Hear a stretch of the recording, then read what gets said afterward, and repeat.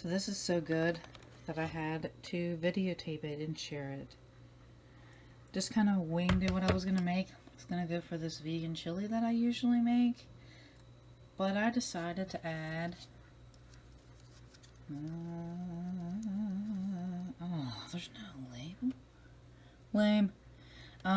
It's almond tree nut cheese. This is the garlic and herb flavor. I put like a little less than half the container in here. I'd eaten on it before. Sun-dried tomatoes. About half a head of romaine lettuce. Maybe a little less. Some parsley.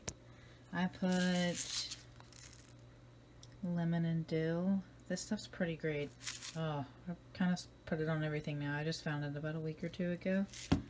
Some of this garlic sea salt. Oh god, the lid's not on. Turmeric. That's the base. And then I'm going to put avocado, pepper, some tomatoes. Probably more tomato than that because I love tomatoes. Cucumber, the rest of the celery because I need to get rid of it. Some more mushrooms. Oh, that's right. That's what I didn't put. That didn't say. Mushrooms. There's mushrooms in the base too. Gives it more of a meaty texture. Also, can't forget the onion. I'll put pepper in the mixture too. I'm going to go chop all these up and put it on the base. And I'll show you when it's done. So I decided to blend these up in there instead because I feel like it'll just make it taste better.